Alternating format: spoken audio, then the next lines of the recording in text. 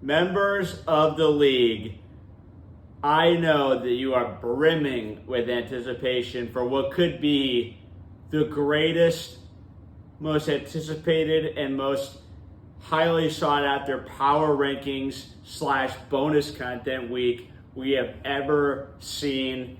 I am so excited. I am so thrilled. And this is going to be a unique power rankings video because one man in our league has managed to transcend what was previously thought to be the most powerful force in the universe, the power rankings. One man has managed to transcend that, and that is, of course, Brandon Niblock. Brandon will be getting a tier all on his own. Not only will he be getting a tier above everyone else in this video, but he will also, for the first time, have an entire bonus content video dedicated to one man in his quest for love and lifelong happiness. I am so excited to bring this addition to the power rankings to you guys, and it is going to be so fantastic, and I can't wait to get started. So we're going to get right into it, and I think that you guys know who is going to be here at the bottom of the power rankings. Coming in at number 13, it will be Pablo, standing on bullshit. Pablo, you had me right where you wanted. My team did not do well, has a couple injuries and benchings in the middle of my matchup, really tanked my point total this week. But your team, and specifically, as I continue to mention, your wide receivers are the cure to all ills. George Pickens and Cortland Sutton. Boy, it's almost like you should have gone on the waiver wire and picked up somebody. You're still at 0 roster moves. Will you ever pick anybody up? Will you ever do anything to make your team better? God only knows, but you are now at the bottom of the standings. You're now the lowest scoring team in the league after JoJo's breakout performance. So congratulations, Pablo. You are last, standing on bullshit yet again this week. And that is absolutely the fitting title for your team. Now, with that being said, it's time to move on. Number 13 in the power rankings is coming up right after this. All right, guys, coming in at the number 12 spot this week, normally would be number 13, but number 12 this week, we have back-to-back JoJo. No surprise here, gets the win. I do kind of rank Jake's team and yours almost similar now. Obviously, this was one of the most heartbreaking losses. Jake looked like he was getting back on track with his momentum, surging forward, and then all of a sudden you come up and just snipe him from behind. You have really benefited from a lot of other people's pain. Picking up Kareem Hunt, you're benefiting from an injury to Pacheco. You're picking up Stephon Diggs, who's now benefiting from Collins' injury, and you're getting Kelsey, who's benefiting from Rice's injury. All three of those guys surged this week, and I actually think that your roster, even though I still obviously don't think it's going to make the playoffs or anything, you're not the easy win that you were. You've got Tyreek out of your lineup now, and JSN looks like he's going to be a thing this year, so he is doing well for you. Obviously, some of the things that happened were a little bit fluky. A long touchdown to Shaspid is not going to happen every week.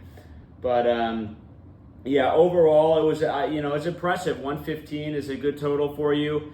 So congratulations this week, JoJo. I know I always put you on blast when you lose, but I will give you credit for this win. And I think that your roster, it's not spectacular, but there are some decent pieces to where you cannot just chalk this guy up as a free win anymore. So JoJo, you're coming in at the number 12 spot this week, and fortunately for you, Pablo looks like he's trying to build some property on that last place spot here with his lack of ability to make a roster move. With that being said, guys, it's time to move on. Number 11 in the rankings is going to be coming at you up next. All right, sports fans, number 11 coming into the rankings, and a very unfortunate week for Jake Smith and I Love Cars. rewind to Monday at about 4 o'clock. Jake Smith probably thinking in his head, I'm going to be 2-3. Jamar Chase is going off. I've got lots of momentum now. I'm going into a matchup with Carney next week where if I can somehow pull out that upset, I'll get back to 500. But if I do lose, well, at least I got that matchup out of the way. All these thoughts going on in your mind, and then boom! JoJo hit you with a right hook.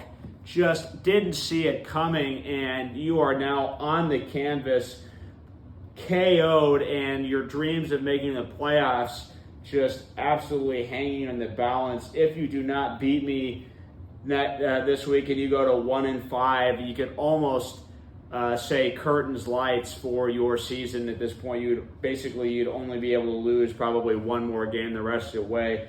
Now, as far as your roster goes, you kind of had some exposure in terms of in terms of some of these guys. Colts D against Jacksonville, that clearly bit you in the ass a little bit. Chris Olave, who you were clearly relying on, that guy is really hot and cold, and I've never felt like him and Derek Carr. Speaking of Derek Carr, he had just an abysmal game. Sorry, Lester, but Carr is pretty much dog shit at this point in his career. You kind of outthought the room too by benching McBride, who had a pretty decent game this week. So it was a complete disaster. But hey, it was great to see you. It was great to see you and your lovely wife at the wedding, sitting there watching our friend have a great time. And then obviously Table 14. Shout out to Table 14. More on that later. Table 14, a bunch of fucking badasses out there. So I know hopefully that softened the blow for this loss, but I'm sure you did not expect JoJo to just have everything go his way in the game on Monday night. But hey, that's the way it breaks sometimes for you. Very unfortunate, Jake. All right, moving on now. We are going to be getting into the top 10. And speaking of wedding storylines, that's a great hint for who the number 10 team is going to be, and it's going to be coming up right now. Gentlemen, and apparently some ladies that are now watching this video, shout out to Lily if you're watching. I was pleased to see that we're now expanding into an entirely new gender in the audience here for our videos. And Abby as well. Apparently Nibs is coercing her now into watching these videos. But for the rest of you, we have a guy that absolutely lit it up out there in so many different ways in his personal life. Just needs to find the chemistry and find the click to get it going on the field. It's Hindu Himothy. I don't know what that is, but that is AJ at number 10 here. And if these rankings were based on charisma, if they were based on gumption, if they were based on a guy that just owns the moment, this guy would be a top 5 guy right now. But unfortunately, it's based on points and performance on the field and putting it up. And right now, Mr. Hollywood is just not doing that enough. I think the same type of confidence that causes you to continue to want to up the buy-in even though you're hardly ever making the playoffs is the confidence that hurts you in the league, but it helps you out there on the dance floor making moves. So kudos to you, my friend. But when you look at this team, I just feel like every week there's a couple guys that just do absolutely nothing and it really kills you. You're always getting someone that's going off. This week it was Tank Bigsby. I really do think you've got something in Tank Bigsby right now. Tank Bigsby could absolutely be kind of that flex guy going forward for you once you get Saquon back in your lineup. And then, of course, you're going to be adding Chubb, hopefully, eventually. Hopefully Cleveland changes quarterbacks. That's another thing, too, that gives me reticence about your team is I don't care who you have at running back. If you're the Cleveland Browns, they cannot sustain drives with Deshaun Watson right now. That guy is probably, I would not even hesitate almost to say he's the worst quarterback in football right now. I mean, I would almost rather have Will Levis than Deshaun Watson at this point, is because at least Levis has moved the ball this year. Watson, they just can't move the ball. He takes a sack every play, just doesn't see the field at all. So really bad. So your entire Cleveland thing that's happening here is going wrong. Debo had a down week. That was very unfortunate for you, but unfortunately, you just got your clock cleaned this week by Solly. I mean, Solly, he basically mounted you. I mean, I don't even know how else to say it than that. It's just unfortunate. It was a rivalry game, but, I mean, it was quickly just over, basically, after Drake London and Chase McLaughlin got it started, and then it just didn't stop. I mean, the 49ers were powerless to stop Kyler Murray and James Conner in a truly pathetic display by them. So, where Nate has succeeded, you unfortunately were on the receiving end of a complete demolition this week. But hey, you've got Boston, and you versus Boston is really going to be a massive game. Boston and AJ, and then of course the other key matchup being Cam. And who was Cam playing? Sorry, let me look. Cam and Gabo, Cam and Gabo, the two matchup of the 2 and 3 teams. Those are going to be key with this 6-man logjam at that 2 and 3 spot. So, AJ, you've really got to get a win against Boston. I mean, if you lose to Boston after starting 2-0 and then losing 4 straight, I mean, basically, you're going to be down in Pablo Jojo territory. I can't keep booing you as much as I want to. I can't keep booing you in these rankings with. But the good news is Debo usually does well against the Seahawks, so we know that. So hopefully he will do that again. All right, that's going to wrap up for number 10. We're going to be moving on, and we're not going to have to look far as the matchup goes to find our number 9 team.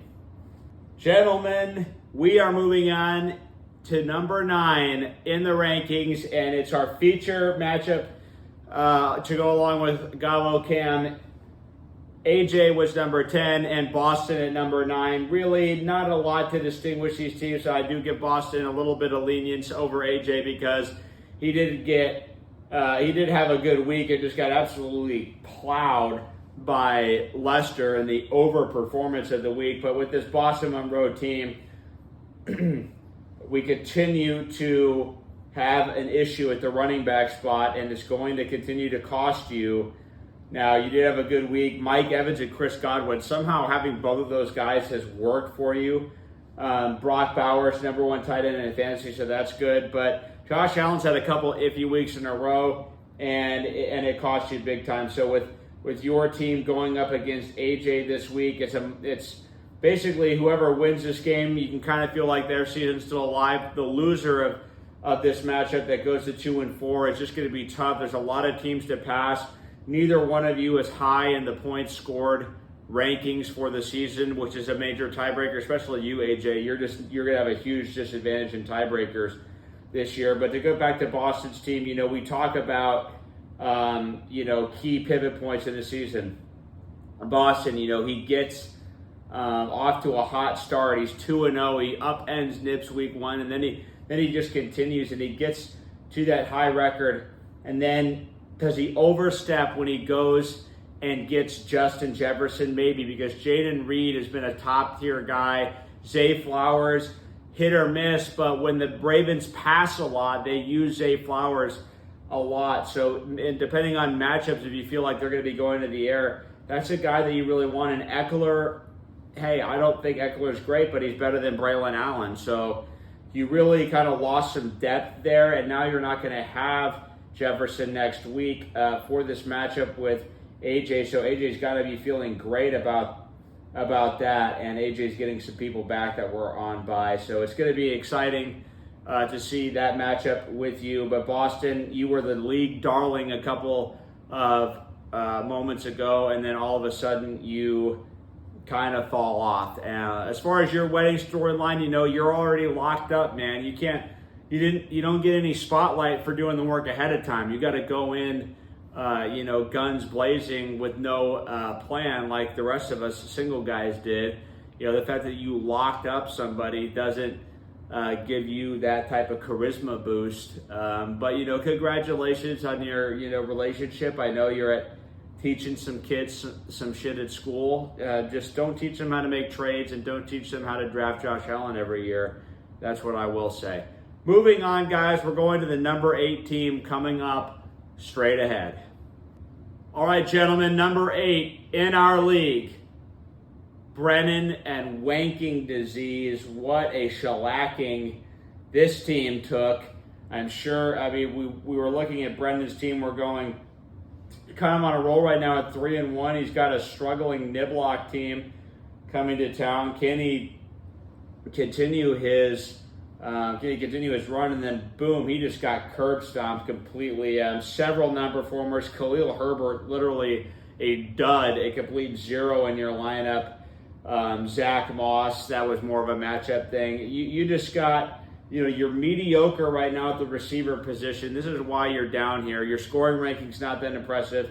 And what's going to happen with Devontae Adams? He's kind of in limbo right now until he gets traded to somebody. We're not even sure he's going to be playing. So I know you had a lot of bye weeks last week, and that's part of the reason that you lost. But ultimately, with Adams up in the air and not really a lot of other options, Christian Kirk is not the wide receiver one in Jacksonville. That's clearly Brian Thomas Jr. Jordan Addison is, going to get some looks maybe, but, he didn't do really much. I still think he has a decent chance to be good, but overall, Mahomes is not a very good quarterback in fantasy. We just kind of have to admit that at this point.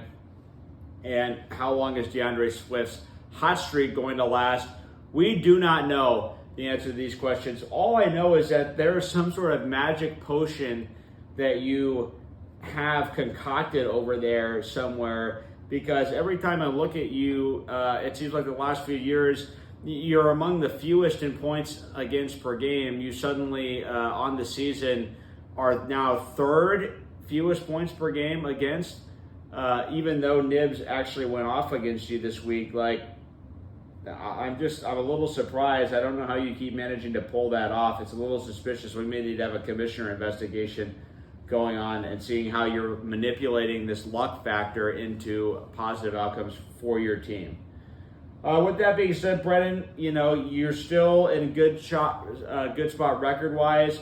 You could make the playoffs, but it's just, I feel like even some of these 2 and 3 teams, they're just a little bit better in terms of roster construction than you right now. So that's why I ranked them ahead of you. But hey, if you get back to your winning ways like you did 2 weeks ago, then you're going to be right back up there into the top 5. With that being said, we're going to move on to the halfway point in the rankings. Number 7 is going to be coming up straight ahead. Guys, moving on to the number 7 spot in our league, we have Cam Lautenschlager, cargo throwing touchdowns. Again, Cam's team names always confuse me. This week is no exception. It's confusing. What's also confusing is Bijan Robinson's situation. I think this continues to be a huge storyline with this team. You're being handicapped by Bijan simply not being an elite fantasy player right now. He's a 21st ranked player in fantasy. He's got 1 touchdown on the season.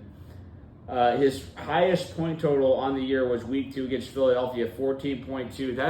That's not what you drafted him to be. Now, let me tell you this. There is some reason for optimism because he's got a pretty cupcake matchup against Carolina. If he's going to ever break out, it's going to be this week. But RB 21 through 5 games, that's just really tough, especially when you consider that James Cook has done so well on the year. He had another fantastic game.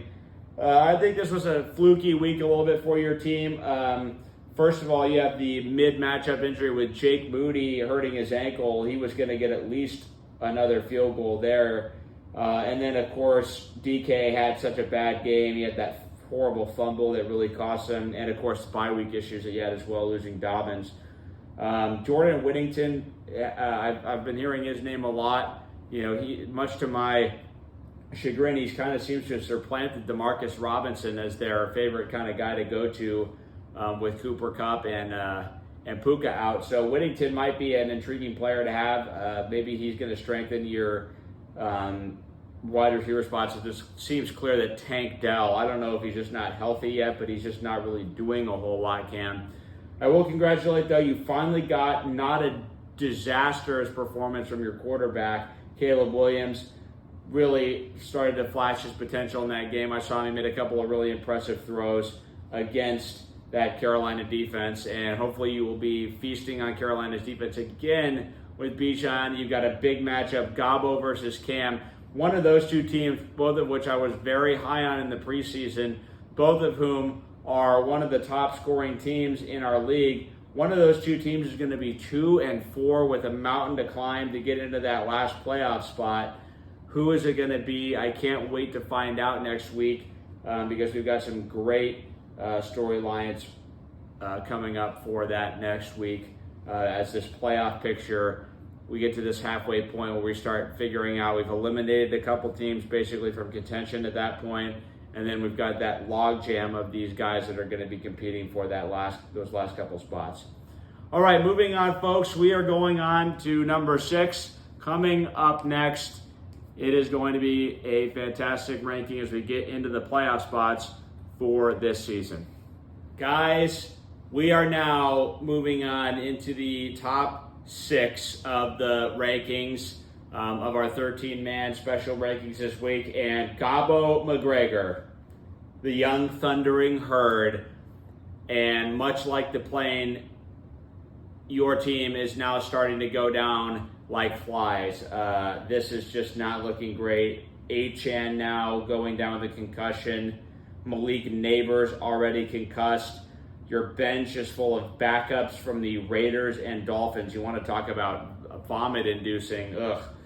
That's why you're just a little bit farther down. Now, I know that you have a lot of positives to look at with your team. Lamar Jackson is the QB1. I think that he is just looking like a completely different player. I mean, he's almost having a better year than he did last year. That was a really impressive game. Hubbard has been really consistent, really giving you a lot. I think Harrison Jr., kind of a fluky game there. But your depth is being tested, and Ayuk is now kind of come back and kind of had the Juwan Jennings game that Jennings had a couple of weeks ago last week, minus the touchdowns. I just think that you're starting to run low on depth. Kincaid continues to be a major disappointment. He's a 12th ranked tight end this year. I know you were expecting more from him. It's just, who are you going to plug in at that RB2 spot is the real question, because, you know, the Raiders running game is just ghastly. I mean, just really awful. So you really have to take that into consideration right now. You've got to beat Cam. That's a huge matchup. If you go to 2-4, it's going to get dicey, and you're going to start to get into desperation mode a little bit if that happens.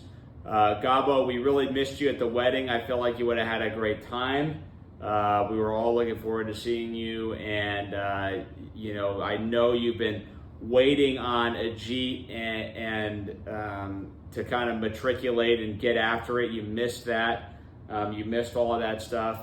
All those storylines. You would have eaten it up with a spoon. I could just tell you would have been giggling all night, nudging him, encouraging him, and everything like that. So that was something that you missed, and who knows, you might have been able to do something a little bit yourself there, depending on, I know you probably ain't too shy about, getting after it yourself. I know you have a girl, but, let's face it, you're a boundary pusher, Gabo. We all know that about you. So with that being said, we're going to move on, getting now into the top 5 of the rankings coming at you up next.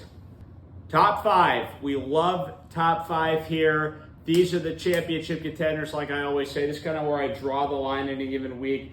Who do I feel like has got a chance to do something? And this week, Nate Solly, catch me on COD. He's the highest scoring team in the league. And I know what Nate's probably thinking right now. He's thinking, Carney, you've given Nibs all this attention. I've had a big moment too. Okay, let's pump the brakes, Nate. Okay, a couple of us have been talking, and we're starting to think you might just be doing this to get more attention. I mean, really, what is going on with you? All these new kids coming into the world. I mean, maybe just give it a rest for a while, okay? Come on.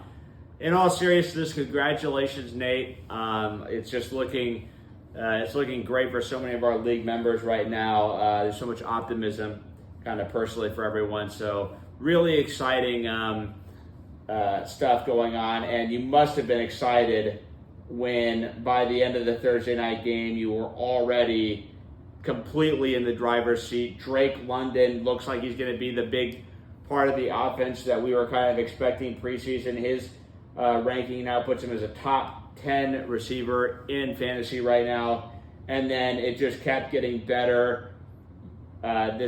There's a ton of upside to this Arizona offense. Now, they are going to have some duds on you, and if it happens in the playoffs, you're screwed, but they have the upside to kind of carry you, and that's exactly what happened this week. And Rico Dowdle, look at that. Now with your injury situation, once these guys start coming back, you now have Dowdle to plug in and Taylor. I just think there's a lot of upside to this team going forward. If your wide receiver 2 is weak, yeah, that's unfortunate, but you've got a lot of running backs. You may be able to actually make a trade here coming up with some of this running back surplus and able to get another wide receiver to kind of help you get back on track. Nate Solly, catch me on COD, a top 5 team, the defending champion. He was looking like he might be having a down year. Maybe he's down and out. Well, guess what, baby?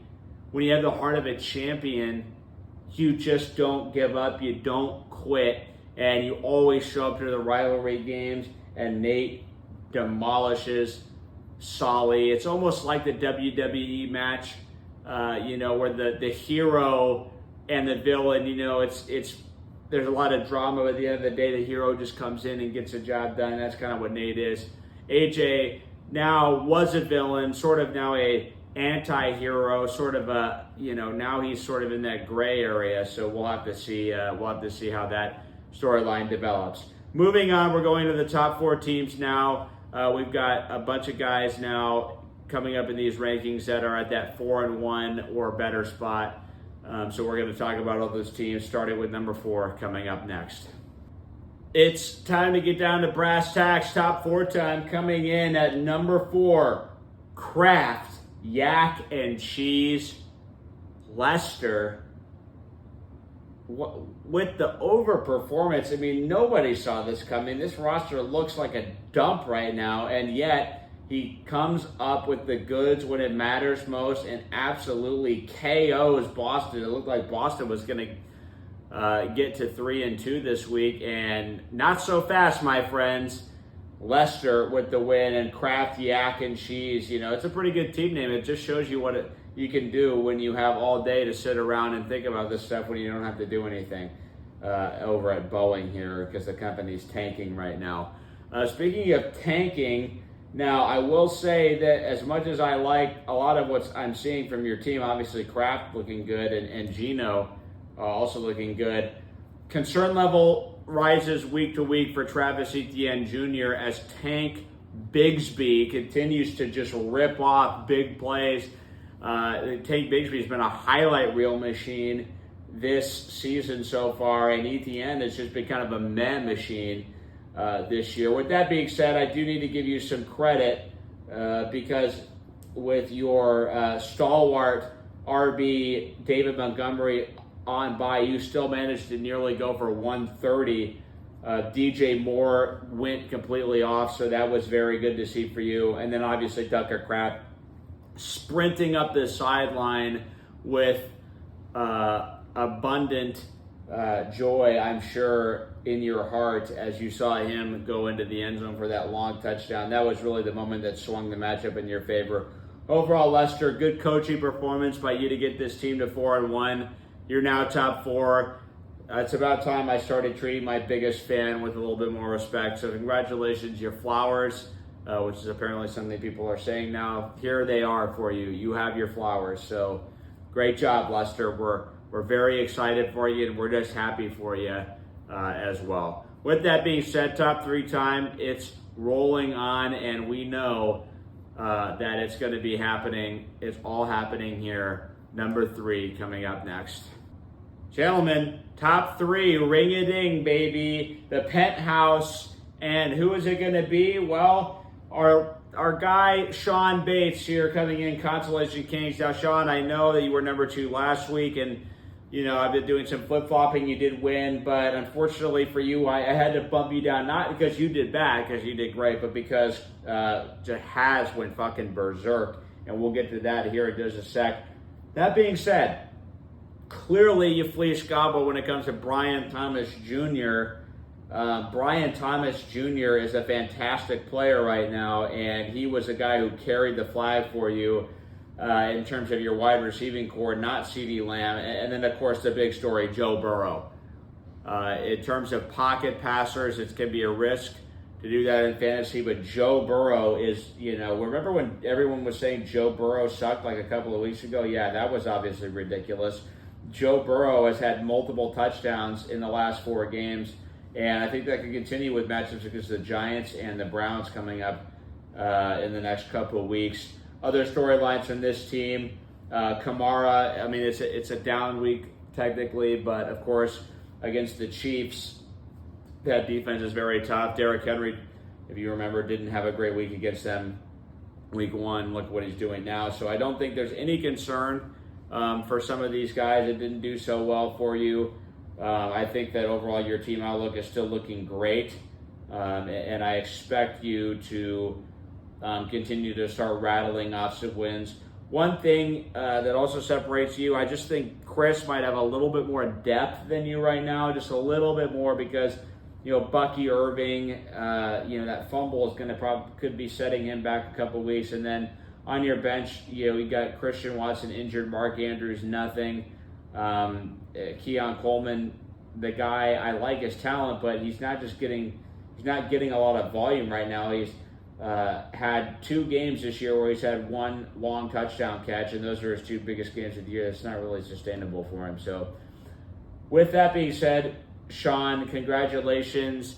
Another fucking headliner. This guy may be getting a workout with the Cardinals, because he's going to be getting invited to Arizona soon, from what I hear. Sean Bates in Scottsdale. Stay tuned for that. More on that storyline. Sean Bates, certainly a guy that has storylines galore from this wedding situation. We're going to be talking about that, of course, in our bonus content, so stay tuned for that.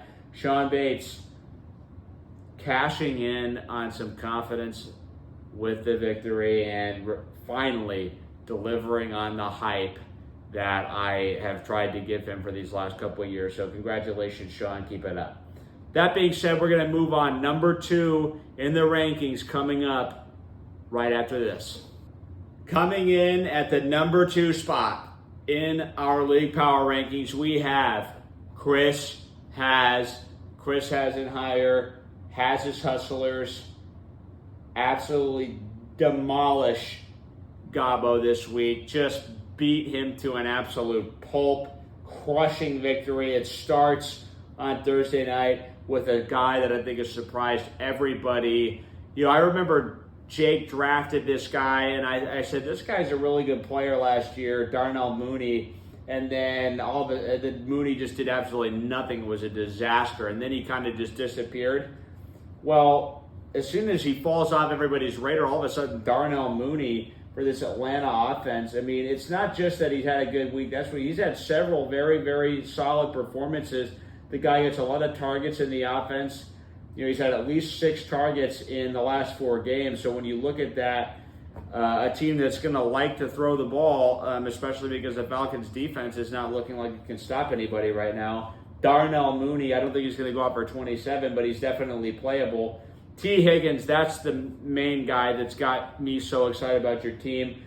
Everybody probably remembers what a big fan I am of T. Higgins in terms of a player. I think he's fantastic. He's big, fast, and elusive. He made a fantastic leap this week.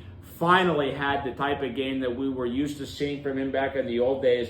T. Higgins, a borderline wide receiver 1 performance this week, and then all of this happens when you have 2 of your key contributors, Amon-Ra and Jalen Hurts, on by Baker Mayfield. Plug that guy in. You might need to start shopping him around to some of these teams that are having QB issues right now. And of course, a couple other storylines. George Kittle continues to be the best fantasy tight end in terms of points per game. George is having a fantastic season, and it continued. You do have a little bit of a looming issue, which is that Williams is on bye, and Aaron Jones, the injury saga with him continues as he has a hip injury. Never want to hear about the hip. Hip is not a good type of injury to have at all, especially for a running back. So we're going to have to monitor that. But right now, I still think you'll be able to do this.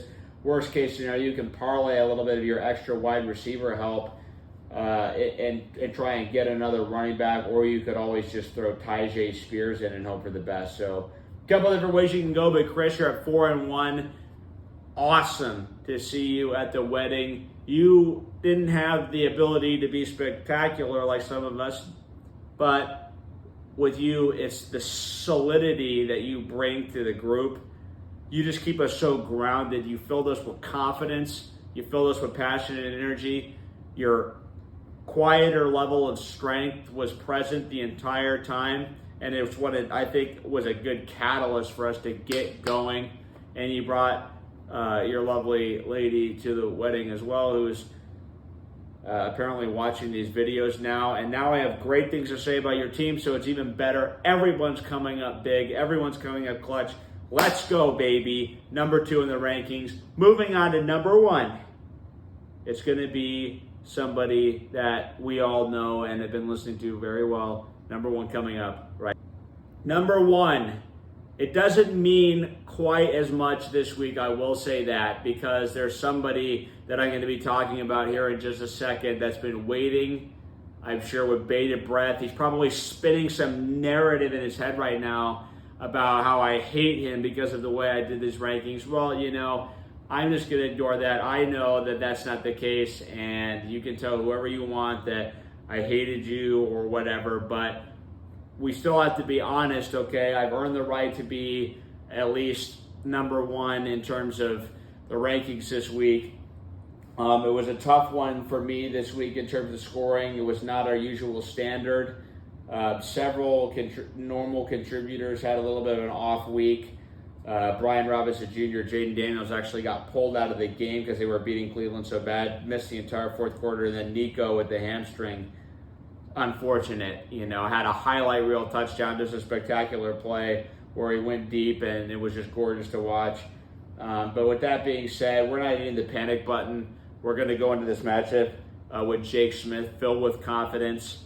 In terms of wedding storylines, I unfortunately can't share too many details about it, too many nitty-gritty details about it, but let's just say that there was some action happening. It was very exciting, thrilling, if I might say, and we will be covering some of this in our ranking, or excuse me, not rankings, in our recap video. That's going to be so much fun to talk about, and I'm just excited. But I'm number 1.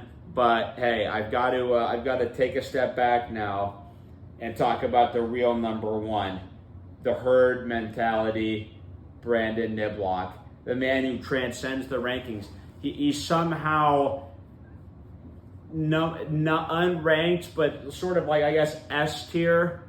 I mean, first of all, from a fantasy perspective, you want to talk about a guy who just all he does is coach. All this guy does is coach. He's reminding me right now of Bill Parcells with the 98 Jets.